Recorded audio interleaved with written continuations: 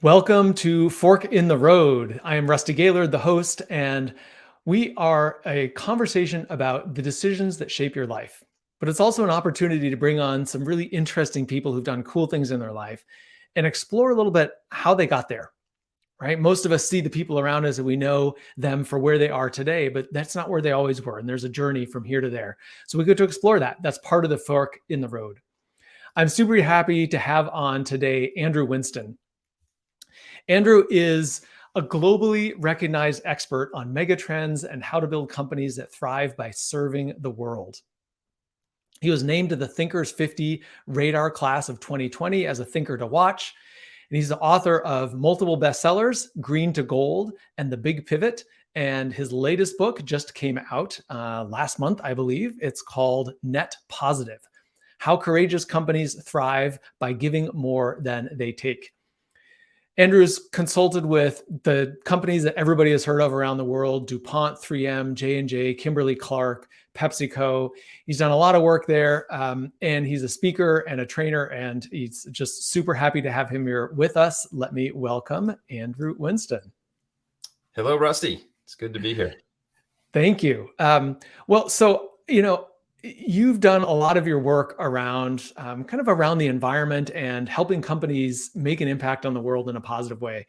I'd love to hear how you came to that. How did that become what you do in the world?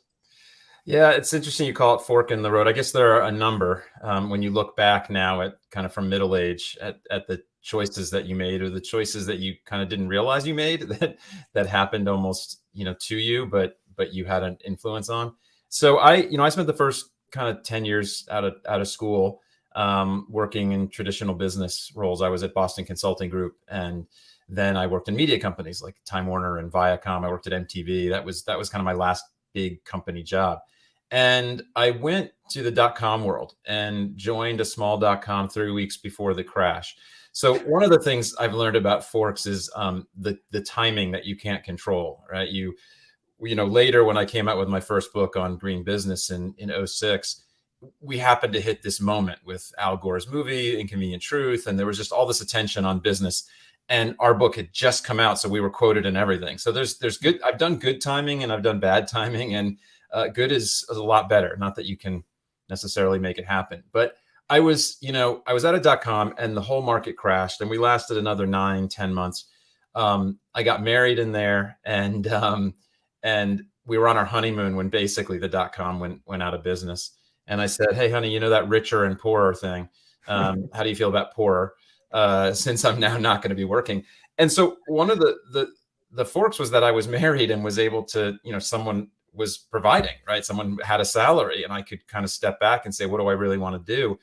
And I mean, there were a couple moments in that next year or so where it became clear to me that I didn't really want to go back to the regular kind of strategy and marketing jobs I had. And I had never worked in sustainability or anything like it.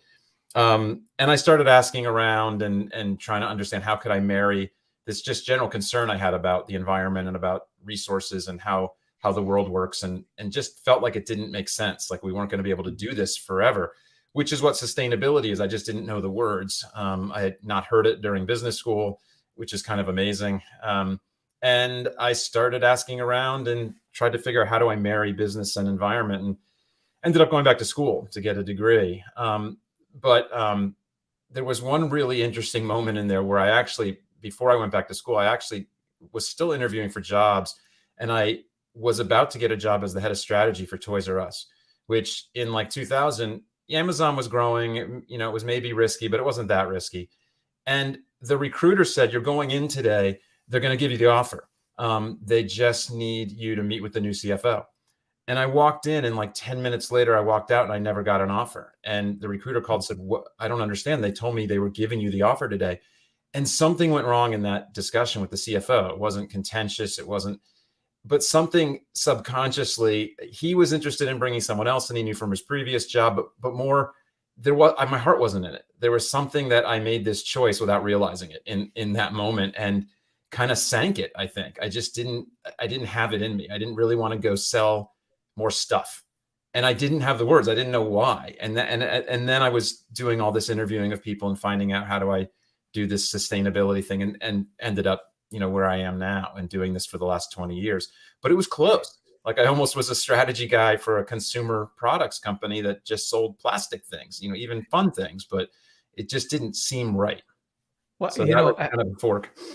that is, I mean, there are multiple things in there, but I want to pick that last one because it's so interesting that there's a part of you that had decided this, but you weren't totally like, you weren't conscious of it even, Yeah. right? Like you knew that your heart wasn't in the Toys R Us job, but you went in there, did your best to sell yourself, but somehow it came through. And I think that's such a, there's so much value in that, right? That when your heart's not in something, it comes through, but equally so when your heart is in something, it comes through. And I'm sure you had, obviously getting married isn't a clear example of that, but I'm sure you have multiple other stories like that as you went down this path of sustainability, you started discovering that when your heart's in something, like somehow doors open or things tend to work out in a pretty positive way. Yeah, absolutely. I mean, this is the story of purpose, right? It's become this big topic in business, but I guess for those of us that followed that, and I've read a little bit of your book and know you followed your passion, right? You kind of left big company stuff and wanted to coach and wanted to have this more personal connection. I mean, look, it's not like everybody has the means necessary to just pick up and change their job, but look what's going on in the world right now. There's something profound happening with millions of people kind of missing in the workforce because apparently many people have decided they don't want to go back to doing what they were doing. I think these huge changes, mine happened during a major recession, right after the crash of the dot-com. We saw it in 08, 09, when there's huge economic turmoil, or now we know a pandemic, something big enough, people kind of question their meaning.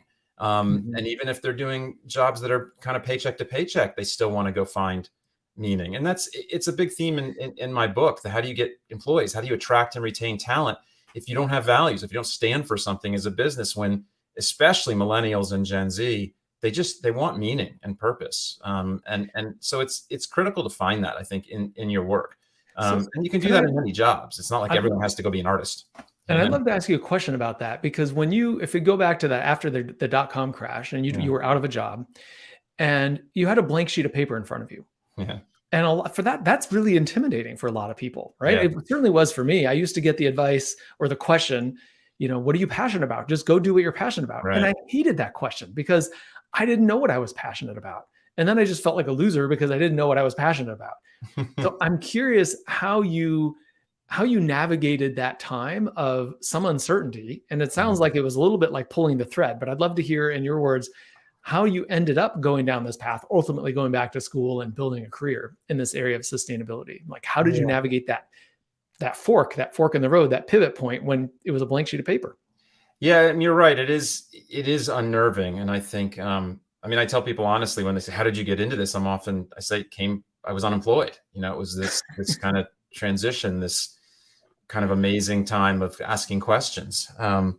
And it was really intimidating. It was very hard. And I had done kind of a round of info interviews, early, right after college when I was leaving consulting, and decided to go into the media business and just talk to a lot of people in those businesses. And you do the thing where you just try to talk to people who do something in a realm so you understand it.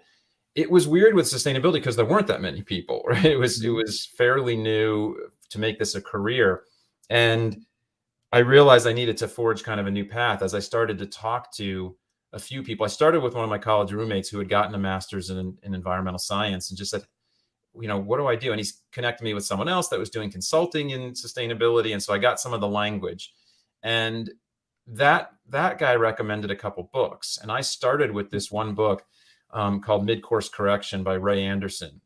He's a late, great CEO who ran Interface Flooring out of Georgia. He made a product out of petrochemicals, fiber and carpet, and just had this awakening, what he called a spear in the chest in the mid early 90s, and turned his company. And they're still always on the top of the list of companies trying to change the way business is done, trying to be completely circular, use recycled content, renewable energy. Just they've set up this Mount Improbable or Mount Impossible, I guess improbable, I think, to get to like zero carbon years before anybody else was doing it. So I read his book, and in there he said he had read this book, Ecology of Commerce by Paul Hawken. I read that, and then I read Natural Capitalism, and there was this kind of canon of books on green business. And I had no knowledge that I would add to that or put books on that shelf later. I wasn't a writer.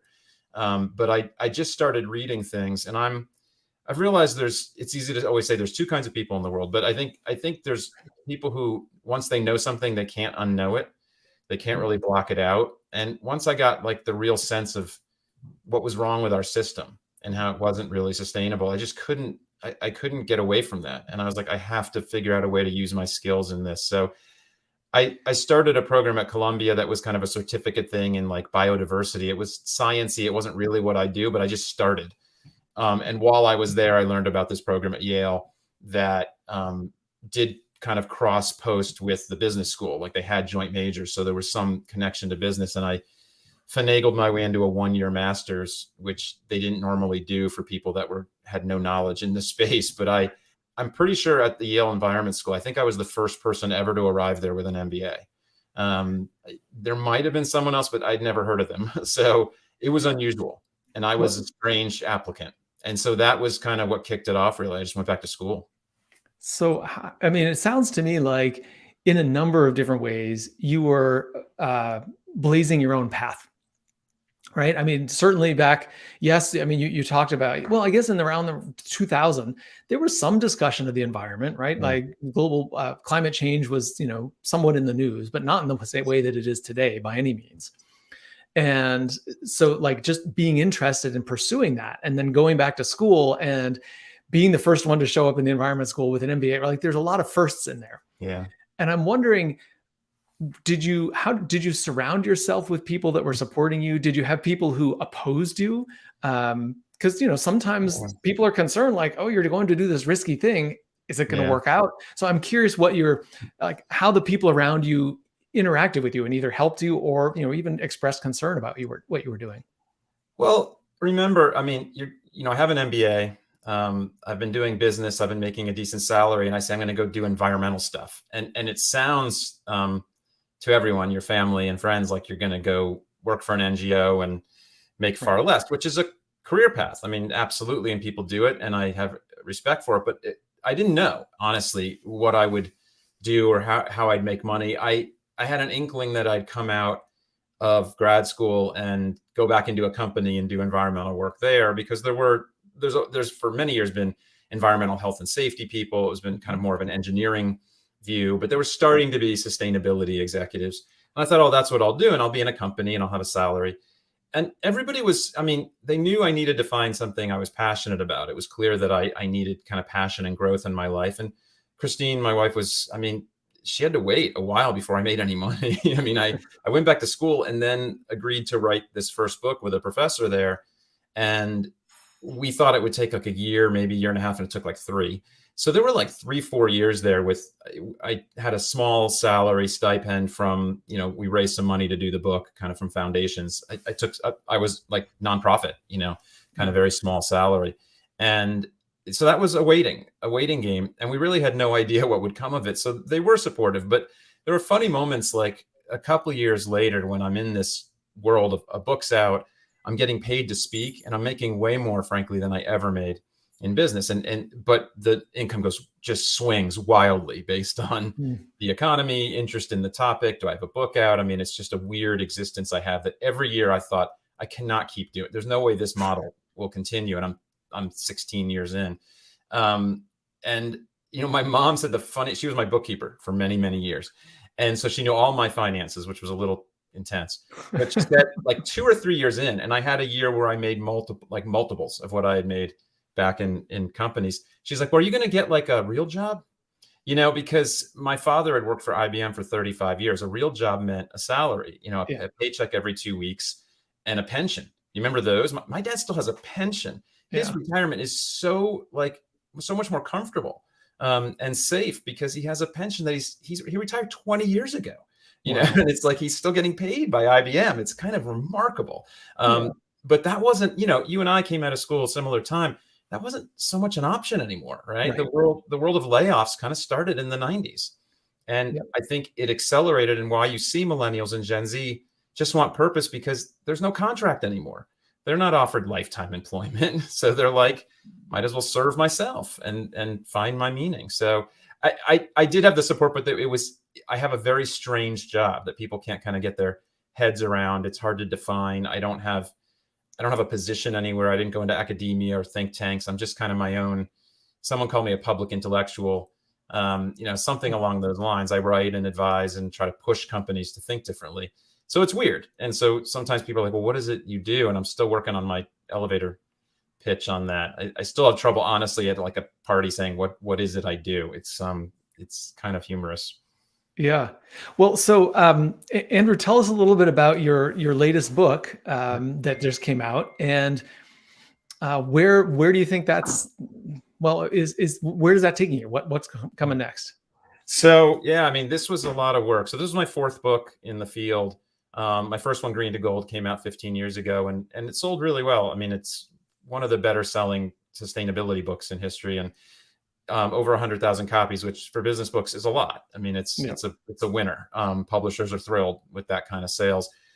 And, it became, a platform for a lot of companies. It's been used in schools. I meet a lot of people now who studied it in grad school or college. And so it did, really establish my career, that people believed or thought I had something they needed to listen to, or that I was smart about something. And I kept writing and more articles and more books. And I actually thought maybe I was done with the sustainable business books with my last one, The Big Pivot, which was 7 years ago now, in part because I kind of said what I needed to say. But then this opportunity arose to work with Paul Pullman, who was the CEO of Unilever for 10 years, ending a couple of years ago. And he has been really the leading light of big company CEOs on sustainability. He started in 2009, 2010, making sustainability core to Unilever. That was like the core strategy and mission starting then, which was really early. And for big companies was kind of unheard of. And, he's been listened to for years and years, but he had never written a book, and kind of sat down and said, what is it I did? Like he's such a gut leader and such a moral leader that he just kind of knows the right answer. But it's not something he had ever done to sit down and go, here's the 7 things we did with the organization that I think you should do to build the kind of company that serves the world, that actually creates positive impact. And so, I got this opportunity. I paused a little before saying yes when he approached me, because I actually knew what it took to write a book, and he didn't. I mean, he knows how to run a 50 billion euro revenue company. I don't know how to do that, but I knew what a book took, and that it was like committing some years of my life, that it would be at least kind of a year full time, and it was more.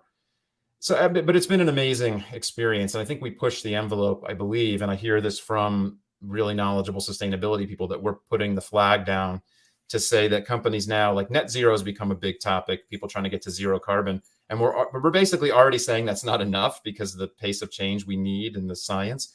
And we're saying you got to think about how your business touches everybody through multiple levels of influence, not just your direct emissions or operations, but your influence on the world, your policy and your advocacy in the halls of power.